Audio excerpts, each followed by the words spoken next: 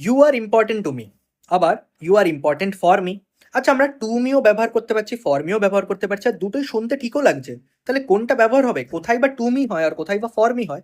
তো চলো সেটা আজকের এই ভিডিওটা থেকে শিখে নেওয়া যাক।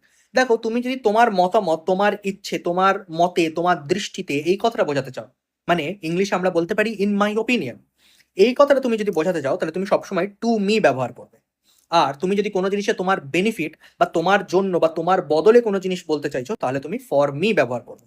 ক্লিয়ার করতে পারলাম?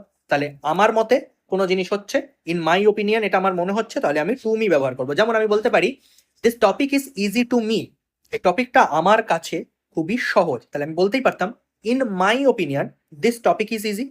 আমার মতে, আমার কাছে, আমার দৃষ্টিতে এই টপিকটা ইজি। ক্লিয়ার করতে পারলাম?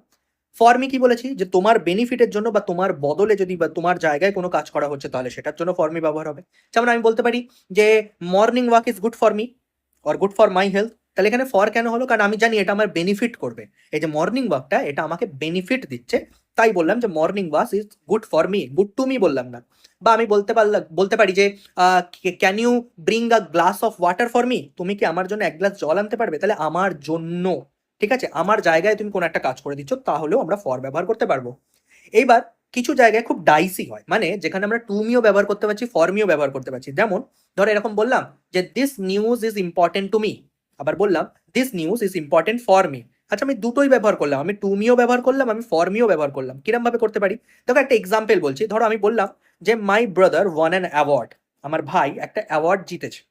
This news is important to me, এই নিউজটা আমার কাছে ইম্পর্টেন্ট, কারণ এটা আমার কাছে একটা আবেগের জায়গা। এটা এমন নয় কিন্তু যেটা আমাকে কোনো বেনিফিট করছে, এমনও নয় যেটা আমার জায়গা আমার বদলে অন্য কেউ করে দিচ্ছে, এমনটাও না।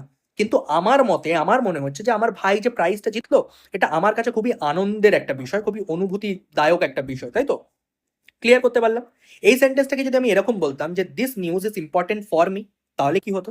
তাহলে দেখো এরকম টাইপের একটা এক্সাম্পল বলতে হতো যে the exam routine has been published, এক্সামের যে রুটিনটা সেটা দিয়ে দেওয়া হয়েছে, this news is important for me, এই নিউজটা আমাকে বেনিফিট করবে। কেন বেনিফিট করবে? কারণ ইন ফিউচার আমি প্র্যাকটিসটা করতে পারবো, তো আমি আরো বেশি পড়বো, আমার যেগুলো এখনো গ্যাপ রয়ে গেছে সেগুলোকে আমাকে ঠিক করতে হবে, তাই জন্য this news is important for me.